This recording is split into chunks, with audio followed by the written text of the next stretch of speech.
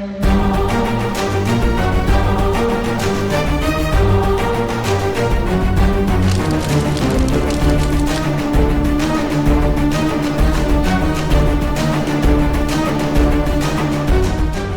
ಸ್ವಾಮಿ? ಮೃತ್ಯು ಸ್ವರೂಪದ ದರ್ಶನವಾಯಿತು.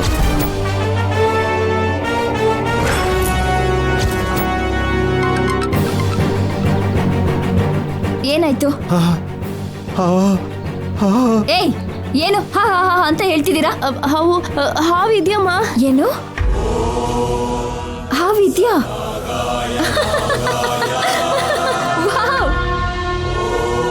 ಅಂದ್ರೆ ಆ ಸ್ವಾಮೀಜಿ ಹೇಳಿದ್ದು ನಿಜ ಅಂತ ಆಯ್ತು. ಅವಳು ಆ ಹಾವು ಕಚ್ಚಿ ಸಾಯೋದು ಖಂಡಿತ ಅಂತ ಆಯ್ತು.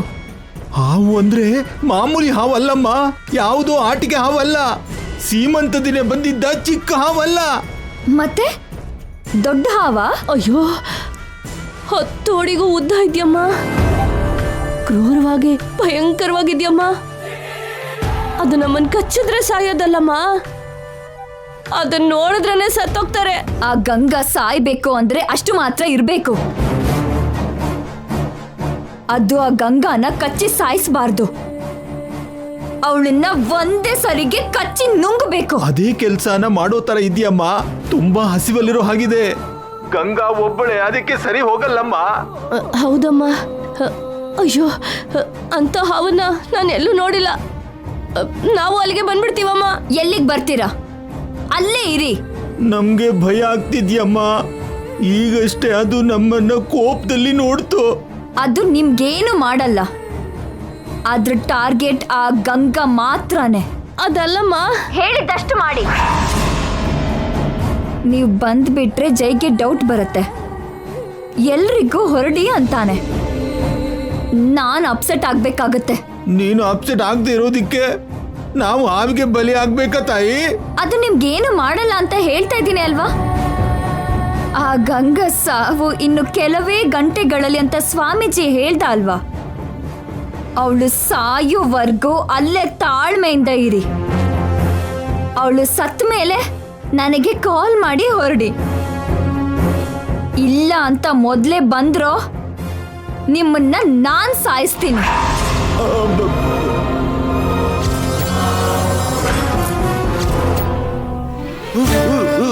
ಇಲ್ಲಿದ್ರೆ ಹಾವು ಕಚ್ಚತ್ತೆ ಅನ್ನೋ ಭಯ, ಅಲ್ಲಿಗೆ ಹೋದ್ರೆ ನಿತ್ಯ ಏನ್ ಮಾಡ್ತಾಳೋ ಅನ್ನೋ ಭಯ.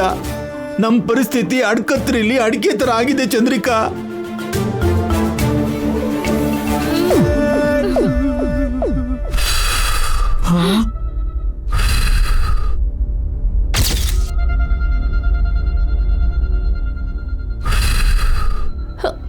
ಆ ಶಬ್ದ ಏನ್ರಿ?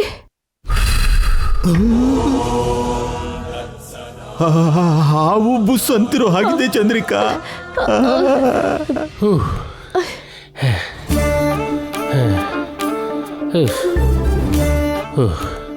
ದರಿದ್ರದವನೇ, ನೀನಾ ಯಾಕಷ್ಟು ಜೋರಾಗಿ ಉಸಿರಾಡ್ತಿದ್ದೀಯಾ? CC ಕ್ಯಾಮ್ರಾನೆಲ್ಲ ಚೆಕ್ ಮಾಡೋ ಅಷ್ಟೊತ್ತಿಗೆ ಸುಸ್ತಾಗೋಯ್ತು ಸರ್. ಅಯ್ಯೋ, ನಾವ್ ಇನ್ನೇನೋ ಅನ್ಕೊಂಡು ತುಂಬಾ ಭಯ ಪಟ್ವಲ್ಲೋ. ಏನ್ ಅನ್ಕೊಂಡ್ರಿ? ಆ ದೊಡ್ಡ ಹಾವು. ಏನಾವು? ಅದೇ ಹಳ್ಳಿ ಅಲ್ವೇನೋ, ಹಾವು ಹುಳ ಹುಪ್ಟೆ ಇರುತ್ತೆ ಅಂತ ಹೇಳ್ತಿದ್ದಾರೆ ಅಷ್ಟೇ. ಇದ್ರೆ ಮಾತ್ರ ನಿಮ್ಗೇನ್ ಭಯ ರೀ? ಯಾಕೆ ನಮ್ಮನ್ನ ಅಷ್ಟು ಧೈರ್ಯವಂತರು ಅಂದ್ಕೊಂಡಿದ್ಯಾ? ಇಲ್ಲ, ನೀವು ಅದಕ್ಕಿಂತ ಅಪಾಯಕಾರಿ ಅಂತಿದ್ದೀನಿ. ನೀವೇನು ವೆರಿ ಆಗ್ಬೇಡಿ. ನಿಮ್ ಜೊತೆ ಸ್ವಲ್ಪ ಹುಷಾರಾಗಿರಿ ಅಂತ ಆ ವಿಷ ಪ್ರಾಣಿಗಳಿಗೂ ಹೇಳ್ತೀನಿ.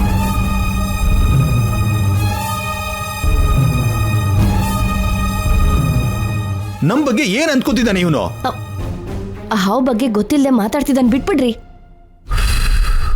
ಮತ್ತೆ ಬುಸ್ಸು ಅಂತಿದೆ ಹಾವೇ. ಅಯ್ಯೋ,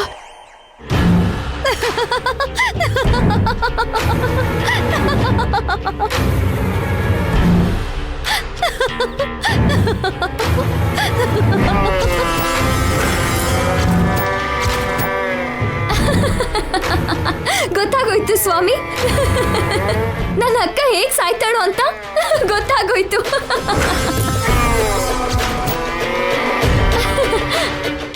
ಹಾವೇ ಅಲ್ವಾ ಅವಳ ಪಾಲಿನ ಯಮ ಪಾಶ?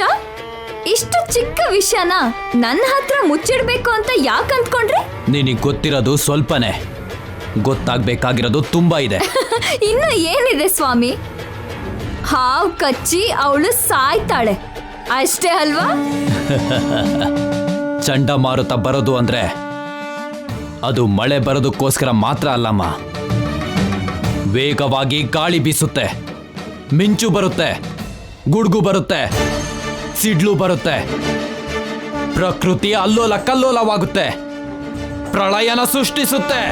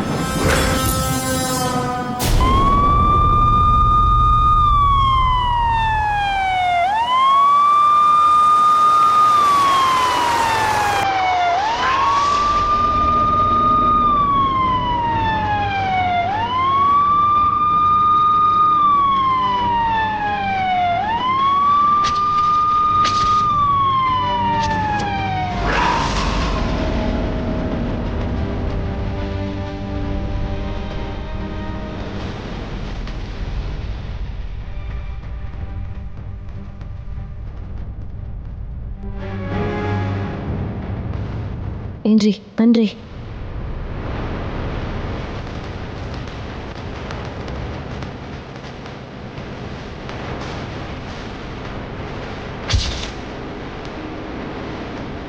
ಆಂಬುಲೆನ್ಸ್ ಬಂದಿದೆಯಲ್ಲ, ಯಾರಿಗೇನಾಯ್ತು?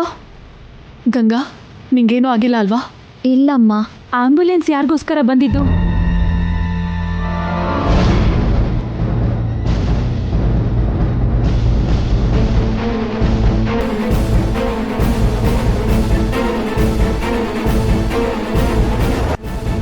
ಹಾವಿನ್ನು ಕಚ್ಚೋಕು ಮುಂಚೆನೆ ಆಂಬ್ಯುಲೆನ್ಸ್ ಬರೋದಂದ್ರೇನು ಚಂದ್ರಿಕಾ? ಜೈಗೆ ವಿಷಯ ಗೊತ್ತಾಯ್ತೇನೋ? ಗೊತ್ತಾದ್ರೆ ಹಾವು ಹಿಡಿಯೋರ್ನ ಕರೆಸ್ಬೇಕೆ ಹೊರತು ಆಂಬ್ಯುಲೆನ್ಸ್ ಯಾಕೆ? ಹೇಳಿ, ಯಾರಿಗೇನಾಯ್ತು? ಯಾರಿಗೂ ಏನೂ ಆಗಿಲ್ಲ ಅಜ್ಜಿ.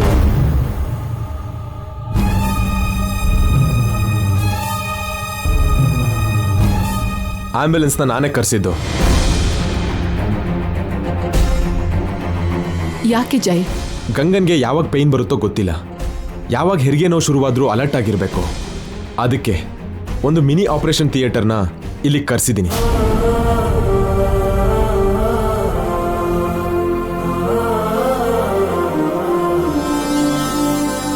ಇವರು ಡಾಕ್ಟರ್ ಸುಜಾತ, ಫೇಮಸ್ ಗೈನಕಾಲಜಿಸ್ಟ್. ನಮಸ್ತೆ ರೀ. ಇವರು ಸಿಸ್ಟರ್ ನಿವೇದಿತಾ. ಇವರೆಲ್ಲ 24 ಅವರ್ಸ್ ಇಲ್ಲೇ ಇರ್ತಾರೆ.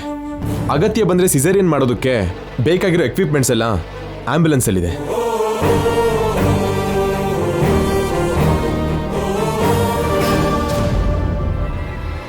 ಕಾವಲಿಗೆ ಸೆಕ್ಯೂರಿಟಿ, ಕಣ್ಕಾವಲಿಗೆ ಸಿಸಿ ಕ್ಯಾಮರಾಗಳು, ಕೆಲಸ ಮಾಡೋದಕ್ಕೆ ಕೆಲಸದವರು, ಆಪರೇಷನ್ ಮಾಡೋದಕ್ಕೆ ಡಾಕ್ಟರ್ಸು, ನರ್ಸು. ಹಳ್ಳಿಮಯ್ಯ ತುಂಬಾ ಹುಷಾರಾಗಿದ್ದಾನೆ ಚಂದ್ರಿಕಾ. ಇಷ್ಟು ಜಾಗ್ರತೆ ತಗೊಂಡು ಏನ್ ಲಾಭ? ಹಾವು ಕಚ್ಚದೇ ಇರೋ ಹಾಗೆ ಯಾವ ಜಾಗ್ರತೆನೂ ತಗೊಂಡಿಲ್ವಲ್ಲ.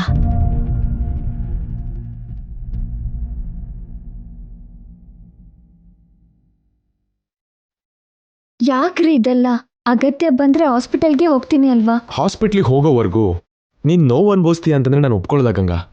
ನಿನ್ನ ಬಾಯಿಂದ ನೋವಲ್ಲಿ ಅಮ್ಮ ಅನ್ನೋ ಮಾತು ಕೂಡ ಬರಬಾರ್ದು.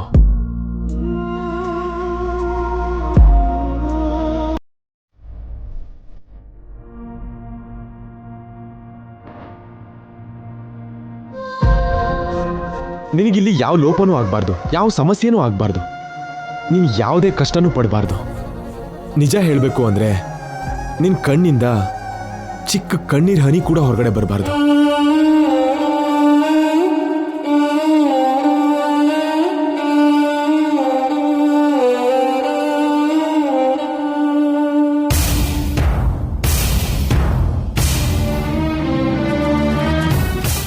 ನಾನು ಹೋಗಲ್ಲ ರೀ, ನಿಮ್ಮನ್ನ ಬಿಟ್ಟು ಎಲ್ಲಿಗೂ ಹೋಗಲ್ಲ, ಹೋಗಲ್ಲ.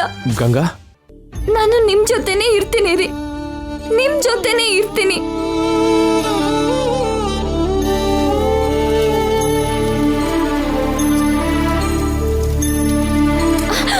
ಅಜ್ಜಿ, ಇವ್ರಿಗೆ ಹೇಳಿ ನಾನು ಇವ್ರ ಜೊತೆನೆ ಇರ್ತೀನಿ ಅಂತ ಹೇಳಿ. ಅಮ್ಮ, ನಾನು ಇವ್ರನ್ನ ಬಿಟ್ಟು ಹೋಗಲ್ಲ ಅಂತ ಹೇಳಮ್ಮ. ಅತ್ತೆ, ನಾನು ಇವ್ರಿಗೆ ದೂರ ಆಗಲ್ಲ ಅಂತ ಹೇಳಿ ಅತ್ತೆ.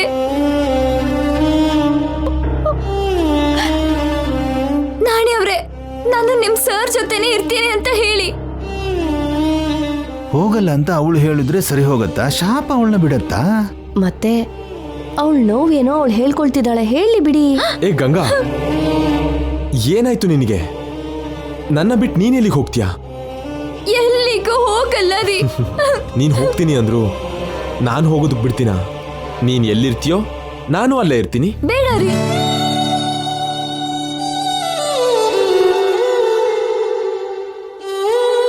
ನೀವಿರೋ ಜಾಗದಲ್ಲೇ ನಾನು ಇರ್ತೀನಿ. ಎರಡಕ್ಕೂ ವ್ಯತ್ಯಾಸ ಏನಿದೆ? ಸಾಯೋದಕ್ಕೂ ಬದುಕಿರೋದಕ್ಕೂ ಇರೋ ಅಷ್ಟು ವ್ಯತ್ಯಾಸ ಇದೆ. ಓಕೆ, ನಿನಗೇನೂ ಆಗಲ್ಲ, ಸರಿನಾ? ನಾಣಿ, ಸರ್. ಡಾಕ್ಟರ್ಸ್ಗೆ ನರ್ಸ್ಗೆ ರೂಮ್ ತೋರಿಸು. ಬಾಯ್ಸ್ನ ಔಟ್ ಹೌಸ್ ಅಲ್ಲಿ ಇರೋದಕ್ಕೆ ಹೇಳು. ಮೊದಲು ಆ ಕೆಲಸ ಮಾಡು. Okay sir. ಬನ್ನಿ ಡಾಕ್ಟರ್, ಬನ್ನಿ.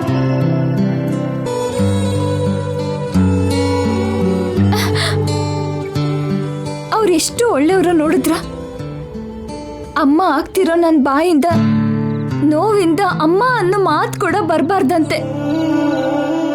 ಇಷ್ಟು ಒಳ್ಳೆ ಗಂಡ ಯಾವ ಹೆಣ್ಣಿಗೆ ಸಿಗ್ತಾನೆ?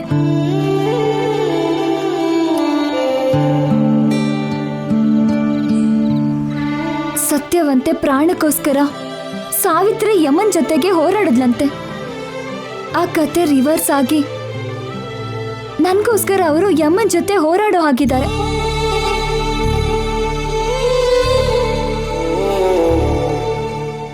ಎಷ್ಟು ಒಳ್ಳೆಯವರಮ್ಮ ಅವರು. ಅಂತ ದೇವರಿಗೆ ಹತ್ರ ಆದಾಗೆ ಆಗಿ ದೂರ ಆಗ್ತಿದ್ದೀನಿ.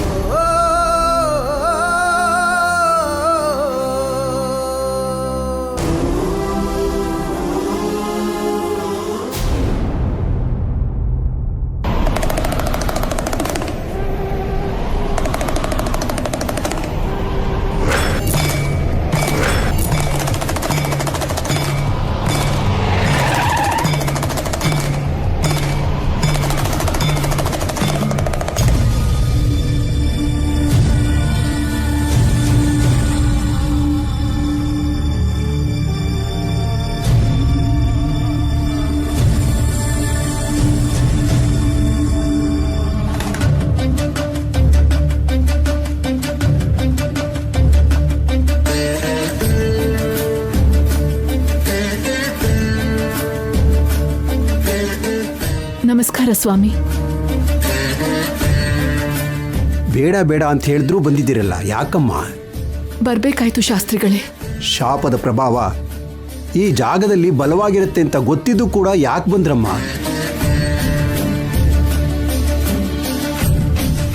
ನನ್ನ ಮಗಳು ಹಠ ಹಿಡಿದ್ಲು ಸ್ವಾಮಿಗಳೇ. ಯಾರು ಎಷ್ಟೇ ಬೇಡ ಅಂದ್ರೂ ಕೂಡ ಎಲ್ಲರನ್ನೂ ಒಪ್ಸಿ ಇಲ್ಲಿ ಕರ್ಕೊಂಡು ಬಂದಿದ್ದಾಳೆ. ನಿಮ್ಮ ಮಗಳನ್ನ ಬದುಕಿಸೋದಿಕ್ಕೆ ಸ್ವಾಮೀಜಿ ವಿಶ್ವ ಪ್ರಯತ್ನ ಮಾಡ್ತಾ ಇದ್ದಾರೆ. ಈ ಸಮಯದಲ್ಲಿ ನೀವು ಹೀಗೆ ಬಂದರೆ ಅವ್ರು ತಾನೇ ಏನು ಮಾಡ್ತಾರೆ? ಅವಳ ಪ್ರಾಣನ ಕಾಪಾಡ್ಕೊಳ್ಳೋದಕ್ಕೋಸ್ಕರ ಗಂಗಾ ಇಲ್ಲಿಗೆ ಬಂದಿಲ್ಲ ಸ್ವಾಮಿ. ಅವಳ ನಂತರದ ತಲೆಮಾರನ್ನ ಕಾಪಾಡೋದಕ್ಕೆ ಬಂದಿದ್ದಾಳೆ. ತನ್ನ ಸಾವೇ ಕೊನೆ ಆಗಬೇಕು ಅಂತ, ತನ್ನ ಜೊತೆನೇ ಶಾಪ ಅಂತ್ಯ ಆಗಬೇಕು ಅಂತ ಗಂಗಾ ಬಯಸ್ತಿದ್ದಾಳೆ. ಅದಕ್ಕೆ ಹಠ ಮಾಡಿ ಈ ಊರಿಗೆ ಬಂದಿದ್ದಾಳೆ.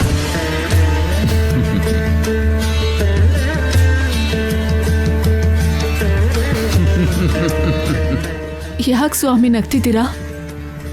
ಪರೋಪಕಾರಾರ್ಥಂ ಇದಂ ಶರೀರಂ ಅಂತ ಮಹರ್ಷಿಗಳು ಹೇಳಿದಾರಮ್ಮ. ನಿಮ್ಮ ಮಗಳು ಆ ವೇದ ವಾಕ್ಯನ ಸಾರ್ಥಕ ಮಾಡಬೇಕು ಅನ್ಕೋತಿದ್ದಾಳೆ. ಅವಳು ಯಾವಾಗಲೂ ಹಾಗೆ ಸ್ವಾಮಿ. ತನ್ನ ಬಗ್ಗೆ ಯೋಚಿಸ್ದೆ ತನ್ನ ಸುತ್ತ ಇರೋರು ಒಳ್ಳೇದ್ರ ಬಗ್ಗೆ ಯೋಚನೆ ಮಾಡ್ತಾಳೆ. ಅರ್ಥ ಆಯ್ತಮ್ಮ. ಆದ್ರೆ ಅವಳ ಪ್ರಯತ್ನ ವ್ಯರ್ಥ.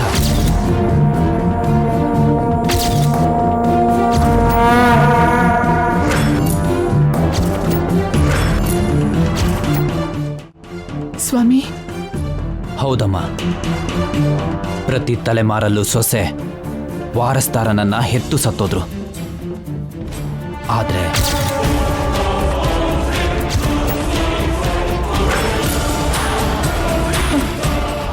ಆದ್ರೆ ಏನು ಸ್ವಾಮಿ? ನಿಮ್ಮ ಮಗಳು ತನ್ನ ಮುಂದಿನ ತಲೆಮಾರಿನ ಸೊಸೆಯಂದ್ರನ್ನ ಕಾಪಾಡಬೇಕು ಅನ್ಕೋತಿದ್ದಾಳೆ. ಆದ್ರೆ ಅವಳಿಂದನೇ ಆ ವಂಶ ಅಂತ್ಯ ಆಗೋ ಸೂಚನೆ ಕಾಣಿಸ್ತಿದ್ಯಮ್ಮ.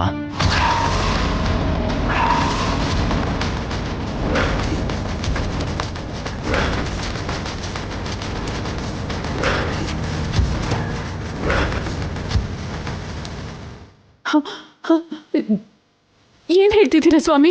ನಿನ್ನ ಮಗಳಿಗೆ ಹೆರಿಗೆ ಆಗ್ದೇನೆ ಪ್ರಾಣ ಬಿಡ್ತಾಳೆ ಅನ್ನೋ ಸಂಕೇತ ಸೂಚಿಸ್ತಾ ಇದೆಯಮ್ಮ.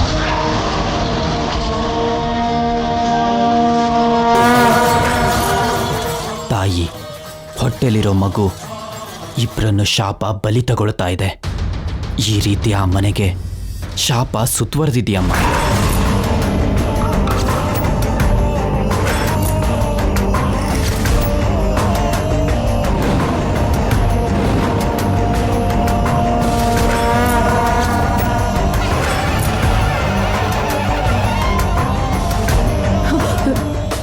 ಇಲ್ಲ ಸ್ವಾಮಿ, ಆ ಮನೆ ಒಳಗಡೆ ಏನು ಬರ್ತಿರೋ ಹಾಗೆ ನನ್ನ ಅಳಿಯ ಸೆಕ್ಯೂರಿಟಿ ಅರೇಂಜ್ ಮಾಡಿದ್ದಾನೆ.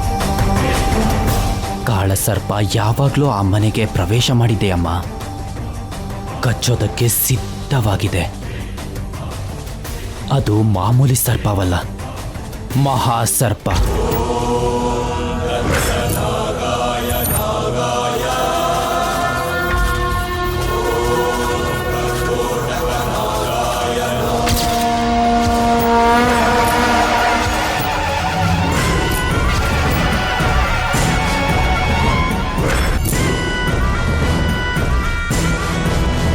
ಮೃತ್ಯುಗಳಿಗೆ ಶುರುವಾಗಿದೆ.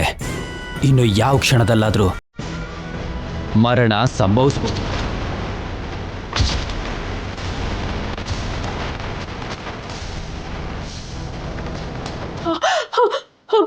ಇಲ್ಲ ಇಲ್ಲ, ಹಾಗಾಗಬಾರ್ದು, ಹಾಗಾಗಬಾರ್ದು, ಹಾಗಾಗಬಾರ್ದು.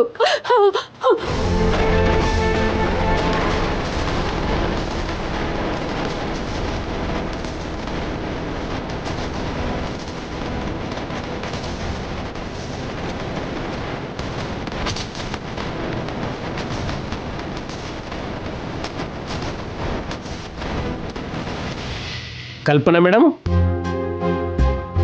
ಏನ್ ನಾಣಿ? ಊರೊಳಗಡೆ ಹೋಗಿ ಹಸಿ ಹಾಲು ತಗೊಂಡು ಬಂದಿದ್ದೀನಿ. ಈ ಹಾಲಲ್ಲಿ ಗಂಗಾ ಮೇಡಮ್ಗೆ ಒಳ್ಳೆ ಕಾಫಿ ಇಲ್ಲ ಒಳ್ಳೆ ಪಾಯಸನಾದ್ರೂ ಮಾಡಿಕೊಡಿ. ಸರಿ, ಮಾಡ್ಕೊಡ್ತೀನಿ. ಏನ್ ಬೇಕು ಅಂತ ಗಂಗನ್ ಕೇಳಿ ಮಾಡ್ಕೊಡ್ತೀನಿ. ಆಯ್ತು ಮೇಡಮ್.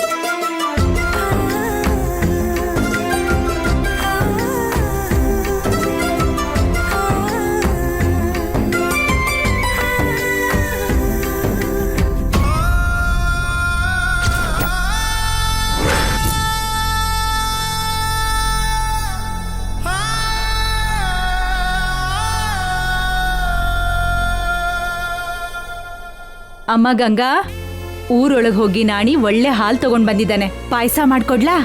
ಬೇಡ ಅತ್ತೆ, ಚಿಕ್ಕಮ್ಮ ಪಾಯಸನ ತುಂಬಾ ಚೆನ್ನಾಗಿ ಮಾಡ್ತಾಳೆ ಗಂಗಾ. ತಿನ್ಬೇಕು ಅಂತ ಅನ್ನಿಸ್ತಿಲ್ಲ ರೀ. ಹೋಗ್ಲಿ, ಕಾಫಿ ಮಾಡ್ಕೊಡ್ಲಾ? ಕಾಫಿ ಬೇಡ ಚಿಕ್ಕಮ್ಮ, ಇವಳಿಗೆ ವಾಮಿಟ್ ಆಗುತ್ತೆ. ಕೇಸರಿ ಹಾಕೊಂಡು ಹಾಲು ತಗೊಂಡ್ ಬನ್ನಿ, ಅದನ್ನೇ ಕುಡಿತಾಳೆ. ಅದು ಕೂಡ ಬೇಡ ರೀ. ಏನು ಬೇಡ ಅಂದ್ರೆ ಹೇಗೆ ಬಂಗಾರ? ನೀವು ತಗೊಂಡ್ ಬನ್ನಿ ಚಿಕ್ಕಮ್ಮ.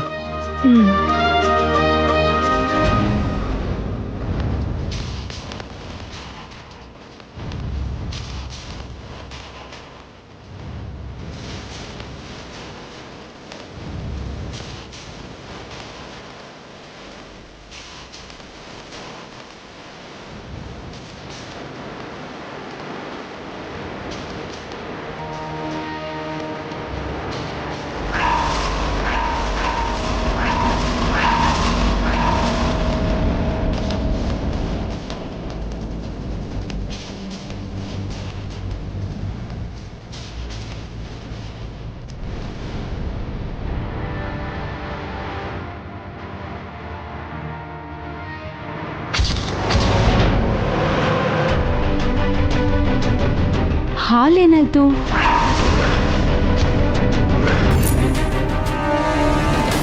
ಅಜ್ಜಿ, ಅಜ್ಜಿ,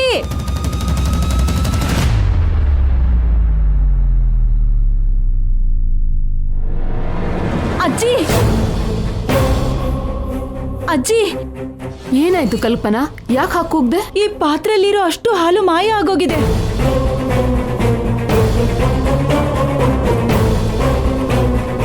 ಹಾಲು ಮಾಯ ಆಗೋದು ಅಂದ್ರೆ ಏನು ಚಿಕ್ಕಮ್ಮ? ಹೇಗ್ ಮಾಯ ಆಯ್ತು ಅತ್ತೆ? ಹೇಗೆ ಅಂದ್ರೇನು? ಹಾವೇ ಕುಡ್ದಿರುತ್ತೆ. ಅದು ಹಾಲು ಕುಡಿದ್ರೆ ಪರವಾಗಿಲ್ಲ, ನಮ್ ರಕ್ತ ಕುಡಿದೇ ಇದ್ರೆ ಸಾಕು. ನಾಣಿ ಹಾಲು ತಂದ್ಕೊಟ್ಟ. ಹಾಲಿನ ಪಾತ್ರೆ ಕಿಚನ್ ಅಲ್ಲಿ ಇಟ್ಟು ನಾನು ಗಂಗಾ ಹತ್ರ ಹೋದೆ. ವಾಪಸ್ ಬಂದು ನೋಡೋ ಅಷ್ಟರಲ್ಲಿ ಹಾಲಿಲ್ಲ. ಕಿಚನ್ ಅಲ್ಲಿ ಇಟ್ಟಿರೋ ಹಾಲು ಏನಾಗುತ್ತೆ ಚಿಕ್ಕಮ್ಮ? ಬೆಕ್ಕೇನಾದ್ರೂ ಕುಡಿತೇನೋ ಸರ್? ಅಷ್ಟು ದೊಡ್ಡ ಪಾತ್ರೆ ಹಾಲು ಬೆಕ್ಕೆ ಕುಡಿಯುತ್ತೆ ನಾಣಿ ಅವ್ರೆ. ಬೆಕ್ಕಳು ಕುಡ್ದಿರ್ಬೇಕೇನೋ ಸರ್? ಏನೋ ನಾವು ಕುಡ್ದಿದೀವಿ ಅನ್ಕೊಂಡಿದ್ಯಾ? ಕದ್ದು ಹಾಲು ಕುಡಿಬೇಕಾಗಿರೋ ಕರ್ಮ ನಮ್ಗೇನಿಲ್ಲ. ಯಾರು ಕುಡ್ದಿಲ್ಲ ಅಂದ್ರೆ ಹಾಲೇನಾಗುತ್ತೆ? ನಮ್ಮನ್ನ ಕೇಳ್ತಿದ್ರಲ್ಲ, ಆ ಹಾವನ್ನ ಕೇಳಿ.